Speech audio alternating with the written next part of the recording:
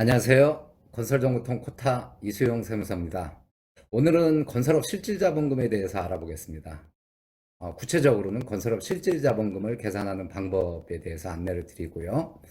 이 두 편에 걸쳐서 이루어지는데요. 첫 번째 편은 건설업 실질자본금에 대한 정의, 이거 정의를 이해하기 위해서 재무제표 중에 재무상태표에 대한 이해, 오늘은 이 부분에 대해서 설명을 드릴 거고요. 다음에 2편에서는 구체적으로 실질자본금을 계산하는 방법에 대해서 안내를 해드리겠습니다. 요즘 결산 시점이 돼가지고 건설업 실질자본금에 대한 문의가 많이 들어오고 있습니다. 그리고 제 블로그에 뭐 조회수가 높진 않은데 건설업 자본금과 관련된 타이틀이 건설업 실질자본금 계산하기인데 조회수가 상당히 올라가고 있어요. 관심이 많다는 거죠. 그러면은 이 건설업 실질자본금을 어떻게 이해를 하고 어떻게 계산을 할지에 대해서 저하고 두 편에 걸쳐서 자세히 알아보겠습니다. 제가 설명의 이해를 돕기 위해서 재무상태표를 한 개 그려놨어요. 이제 뭐 지금은 이게 눈에 안 들어오실지 모르지만 두 편에 걸쳐서 제가 설명을 드리면은 이거를 이렇게 이해해야 되는구나 라고 알 수 있을 겁니다. 요거는 뭐 계속 쓸 거니까 뭐 지금 복잡하죠, 보기에. 그러나 나중에는 굉장히 단순해질 겁니다. 이러한 숫자들이 어떤 거를 의미하는지, 이런 계정 과목들이 어떤 의미인지, 이런 것들에 대해서 제가 오늘 더불어서 설명드릴 겁니다. 이 건설업 실질자본금을 이해하기 위해서는 재무제표 중에 재무상태표를 이해해야 됩니다. 이해라는 게 아주 깊숙한 이해는 필요 없고요. 뭐 더군다나 이 재무상태표를 본인이 직접 만든다? 뭐 사실 쉽지 않은 일이고 만들 필요도 없습니다. 세무사 사무실이나 회계사무소에서 다 만들어주는데 굳이 이거를 만들 필요 없는 거죠. 그럼 만들어진 재무제표를 어떻게 읽을 것이냐? 그 중에서 건설업 실질자본금과 관련이 있는 재무상태표를 어떻게 읽고 어떻게 이해할 것이냐? 이 부분에 대해서 제가 설명을 드리는 거고, 이 부분에 대한 이해에 중점적으로 생각을 하시면 되는 겁니다. 자, 재무제표는 재무상태표와 손익계산서, 자본변동표 이렇게 구성이 되어 있고, 뭐 우리가 흔히 이렇게 재무제표를 받아보시면 공사원가 명세서 있죠. 요거는 부속명세서입니다. 손익계산서의 매출원가, 즉 공사 매출원가를 계산하기 위한 부속명세서 다 포함해서 재무제표라고도 하죠. 뭐 그거는 당연히 딸려 들어오는 겁니다. 그 중에서 이 건설업 실질자본금과 관련돼서 다른 것들이 의미 없지는 않은데 재무상태표가 굉장히 중요하니까 재무상태표를 먼저 어떻게 이해할 것인지에 대해 설명을 드리겠습니다. 이게 개정 과목은 제가 하나도 기재하지 않은 재무상태표의 폼이라고 생각하시면 됩니다. 여러분들이 받아보시는 재무상태표는 요게 이렇게 T계정 이렇게 요런 모양으로 돼 있지는 않아요. 요 자산 이렇게 있고 다음에 요 밑에 부채가 따라 들어오고 또 자본이 따라 들어오고 결국에 요 자산과 부채 플러스 자본 이렇게 구성되어 있는데 이해를 돕기 위해서 직관적으로 이해할 수 있게 하기 위해서 제가 이렇게 표를 그린 겁니다. 뭐 내용은 동일하고 의미는 동일하니까 요걸로 이해하시고 재무상태표를 확인해 보시기 바랍니다. 자, 재무상태표는 자산과 부채, 자본으로 표현이 됩니다. 그리고 재무상태표 맨 위에를 보시면은 이쪽에는 회사 상호가 있을 테고요. 여기에는 기수가 나오고 날짜가 나옵니다. 이 날짜가 의미하는 게 뭐냐면은 일정 시점이라는 거죠. 뭐 이게 비교를 위해서 손익계산서를 한번 들춰보시면은 손익계산서 뭐 1월 1일부터 12월 31일 또는 7월 1일부터 6월 30일 이렇게 표현이 되어 있어요. 그러나 재무상태표는 일정 시점 12월 31일 또는 6월 30일, 3월 31일 결산일에 따라 다르죠. 우리는 보통 영년으로 그 회계 기간을 정한 업체들이 많으니까 12월 31일을 가정해 보겠습니다. 요 의미는 뭐냐면은 이렇게 생각하시면 돼요. 뭐 친구나 지인분들한테 야, 너 지금 재산이 얼마야? 이렇게 물어볼 때 지금 재산이 얼마야? 또는 너 작년 요때쯤 재산이 얼마였어? 이렇게 물어보지. 너 작년 1월 1일부터 12월 31일 동안 재산이 얼마였어? 이렇게 안 물어보지 않습니까? 이 자산과 부채와 자본은 변동의 개념이 아니고 일정 시점의 잔액을 표현하는 거기 때문에 일정 시점을 기재를 하게끔 되어 있습니다. 그러면은 우리가 이 회사의 자산, 부채, 자본에 관련된 사항들을 알아보기 위해서는 일정 시점을 기준으로 표현된 재무상태표를 보면 되는 거죠. 그리고 이 재무상태표는 자산과 부채, 자본으로 구성이 되어 있죠. 이 자산은 권리라고 생각하시면 됩니다. 나중에 요 자산들을 처분했을 때 금전이 회사에 유입된다. 권리다. 이렇게 생각하시면 되고, 부채는 의무. 내가 어떤 부담을 갖고 있는 거죠. 뭐 일을 해주는 부담, 이런 부담이 아니고요. 금전으로 뭔가 대가를 치러야 되는 부담, 이런 걸 말하는 거고요. 자본은요? 간단합니다. 요 그림 보시면 아시잖아요. 자산에서 부채 뺀 게 자본입니다. 이렇게 생각하시면 돼요. 그리고 자본에 대해서 조금만 더 설명을 드리면 자본은 이 회사에 투자한 주주들이 있지 않습니까? 여기 자본에 있는 금액을 합하면은 요 주주들이 청구할 수 있는 그 주주들의 지분이 되는 거죠. 회사에 투자한 사람들. 반대로 이 부채는 회사의 채권자예요. 그렇기 때문에 회사 입장에서는 부담이 되는 비용이 아니고 부담이 되는 금액들이겠죠. 그러나 자본은 상환을 할 의무가 없어요. 일정 부분에 배당을 해주고 이익이 발생하면 일정 부분 배당을 해주고 나중에 청산 시점 이제 영업을 우리는 그만하겠다. 청산 시점에서 이 자산을 다 처분을 해서 채권자들한테 부채 먼저 상환하고 남는 거 주주들한테 주면 되는 거니까요. 이렇게 이해하시면 됩니다. 그러면은 이 그림을 수식으로 산식으로 표현하면 자산은 부채 더하기 자본이 되네요. 그렇죠? 자산은 부채 더하기 자본. 그렇다면 자산의 합과 부채와 자본을 더한 합은 항상 일치가 되는 거죠. 이걸 뭐 대차평균의 원리 이렇게 얘기하는데 뭐 그런 개념 알 필요 없습니다. 그냥 이쪽 왼쪽에 있는 자산의 합과 오른쪽에 있는 부채 자본의 합은 항상 일치해야 된다. 이것만 알고 계시면 돼요. 그럼 반대로 얘기하면 이 회사의 주주들 입장에서 보면은 자본이라는 항목이 굉장히 중요하지 않습니까? 자본은 어떻게 계산되죠? 자산에서 부채 빼면 자본이 되는 거지 않습니까? 등식이 하나 더 있네요. 자본은 자산에서 부채를 빼면 계산이 된다. 요 두 가지 등식, 이거 굉장히 단순하고 뭐 더하기 빼기 아닙니까? 그러나 요 등식은 사실 회계의 시작이자 끝입니다. 요 등식만 정확하게 이해를 한다라는 거는 회계를 어느 정도 이해하고 있다라고 생각하시면 됩니다. 그리고 요 자산이 지금 제가 이렇게 크게 써놨지만 이 옆에 보시면은 자산은 그 각각의 이름표가 붙어 있어요. 그걸 계정 과목이라고 하는데, 뭐 현금일 수도 있고, 은행에 보관해둔 예금일 수도 있고, 공사를 해주고 못 받은 돈일 수도 있고, 뭐 이거는 좀 이따 설명하고요. 공사를 위해서 원재료를 사왔고, 공사를 하는 도중에 원재료가 투입이 되고, 인건비가 투입된 현장이 있으면은, 거기에 투입된 총 금액, 뭐 이런 식으로. 각각의 이름표가 있거든요. 이런 거를 계정 과목이라고 하는데 이 계정 과목을 표현할 때는 한 가지 원칙이 있습니다. 어떤 원칙이냐면은 빨리 현금화가 되는 거 또는 내가 현금화를 할 어느 시점에서 현금화를 할 것인지 아니면은 현금화를 하지 않겠다라는 의지를 가지고 있는지 이런 거에 따라서 구분을 하는데 이런 걸 유동성이라고 그래요. 유동성이 좋다라는 말은 현금화가 빨리 된다. 내가 처분을 하려고 맘먹었을 때 현금화가 빨리 된다라는 의미와 내가 이거는 처분할 의지가 있다라고 생각하시면 됩니다. 이런 걸 유동성이라고 하고요. 부채도 마찬가지죠. 내가 당장 갚아야 될 돈. 그 다음에 천천히 갚아도 뭐 1년, 2년, 3년 뒤에 갚아도 될 돈. 이런 것들. 사과를 빨리 해야 되면은 유동성이 높은 부채고 그렇지 않으면은 유동성이 낮으니까 비유동 부채가 되고 이런 식으로 유동성 여부에 따라서 유동성이 빠른 순서부터 차례대로 계정 과목을 나열을 해주는 거죠. 이런 거를 유동성 배열법이라고 합니다.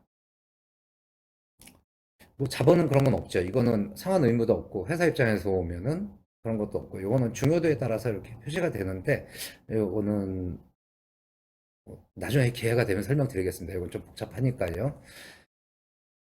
자, 이렇게 재무상태표는 자산과 부채와 자본으로 구성되어 있고 회사에 투자한 주주의 지분은 자본인데 자본은 자산에서 부채를 뺀 금액으로 구성이 되어 있다. 그리고 유동성에 따라서 유동성이 높은 순서로 각각의 자산들의 이름표를 붙인 게 계정 과목이다. 이렇게 이해를 하시면은 재무상태표는 상당 부분 이해가 되신 겁니다. 그리고 제가 이제 예를 들어서 다음 편에는 요 계정 과목들의 의미와 이런 것들이 어떻게 평가가 되는지에 대해서는 또 설명을 드리겠습니다. 자, 이제 재무상태표를 이해했고요. 이 재무상태표를 이해하는 이유는 건설업 실질자본금을 이해하기 위해서 사전에 반드시 전제되어야 하는 지식이기 때문에 제가 이거를 설명드린 거고요. 이제 우리는 실질자본금을 계산을 하기 위해서는 실질자본금이 뭔지를 또 정의를 하고 요 내용, 이 의미에 대해서 이해를 해야 되지 않겠습니까? 이 실질자본금이라는 말은 건설업과 관련돼서 쓰이는 건데 건설산업기본법의 예규, 건설업 관리규정, 건설업 관리규정의 별지 2호인 기업진단 지침, 건설업체 기업진단 지침에서 정의하는 내용입니다. 그냥 일반적인 자본금이라고 하면 우리가 그 법인의 납입자본금, 법인 등기부 등본에 있는 그 다음에 아까 전에 이 재무상태표에 보면 자본금 있지 않습니까?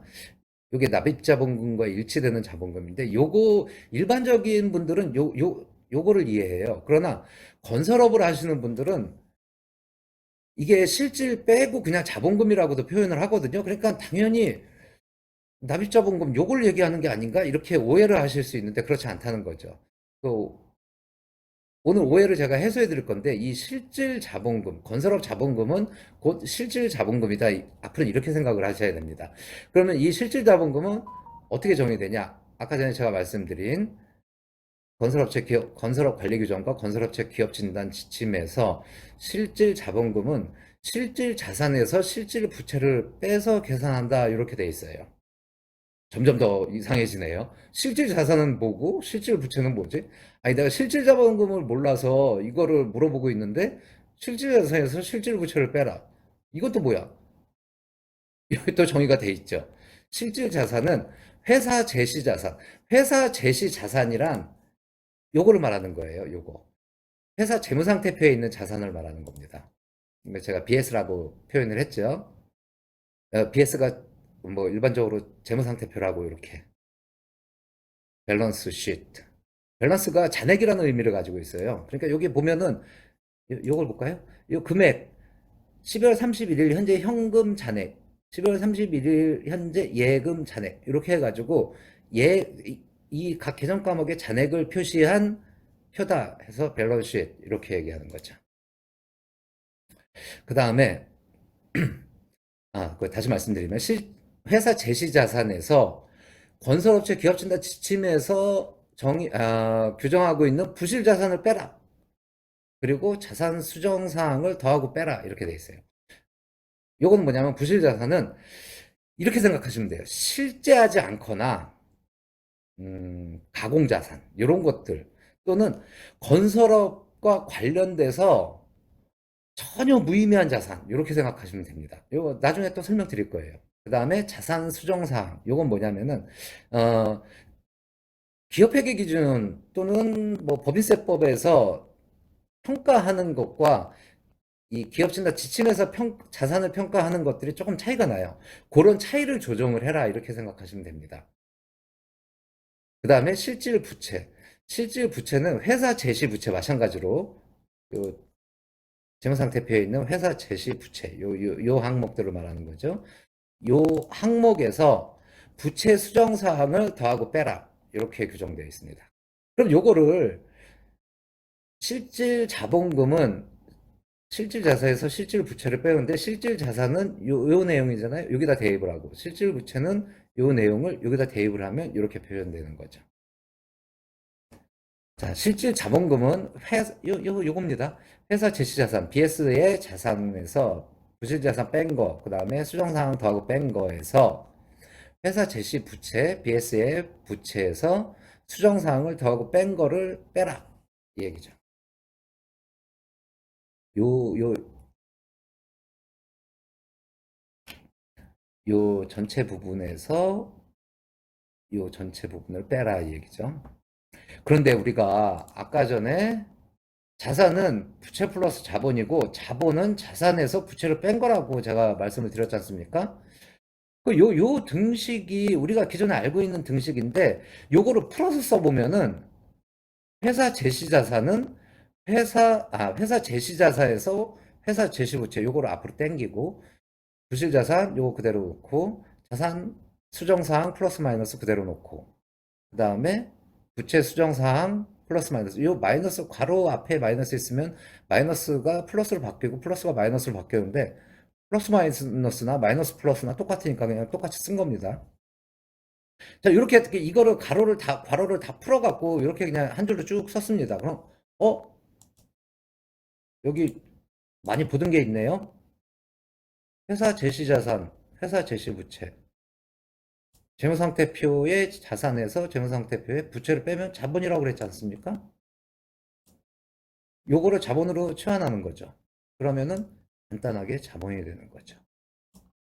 그리고 나머지는 그대로 부실자산 빼고 자산 수정사항, 부채 수정사항 가감하고 식이 굉장히 간단해졌죠.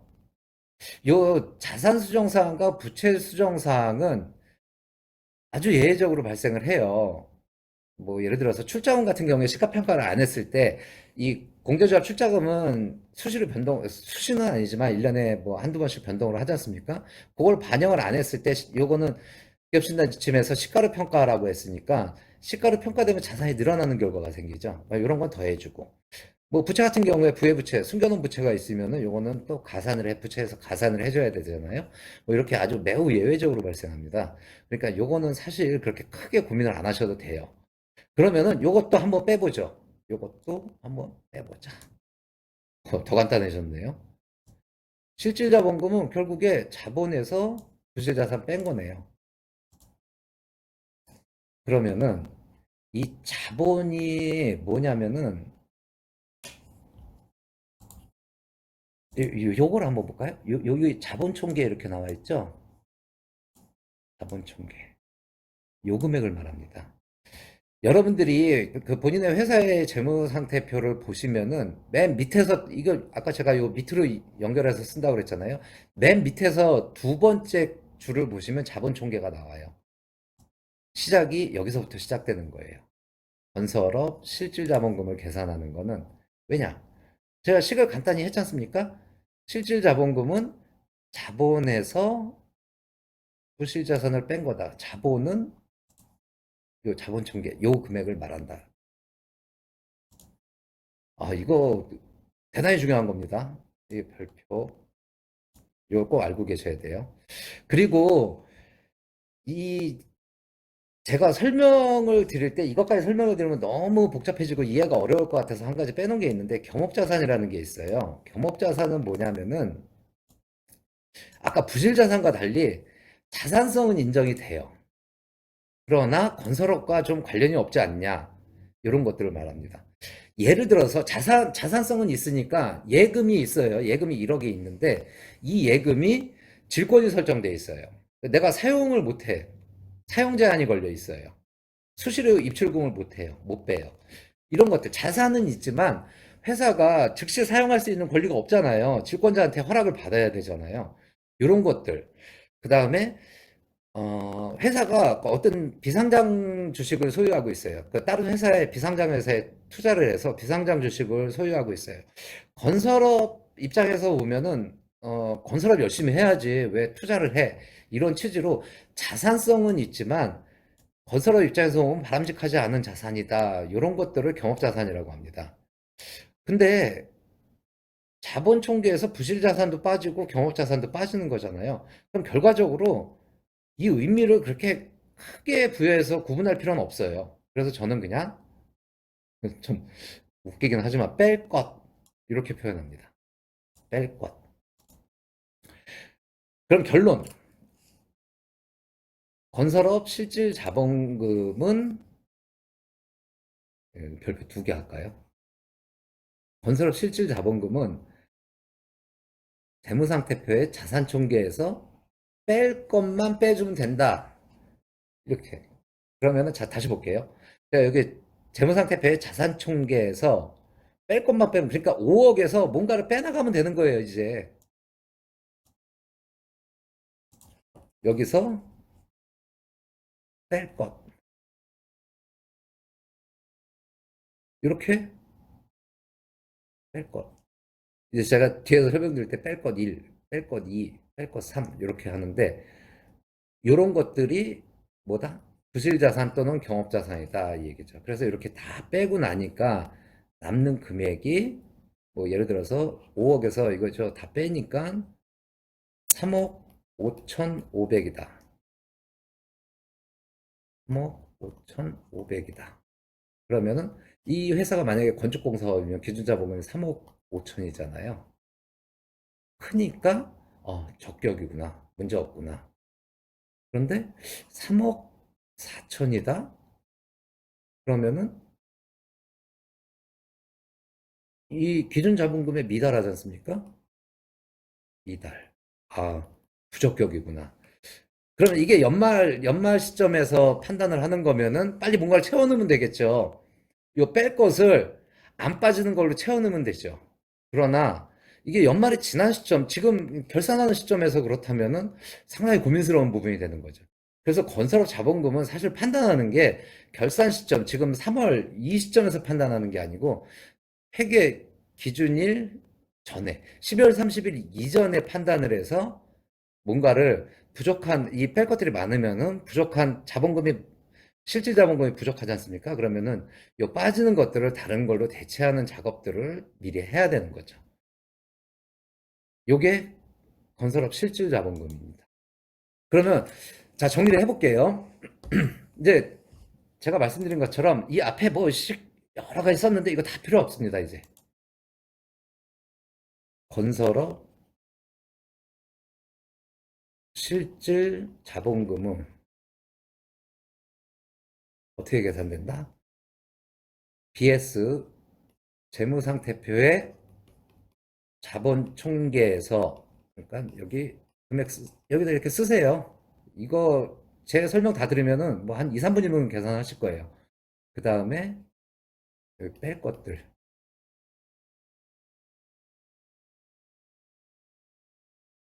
이거 다 모아서 뺄 것 시그마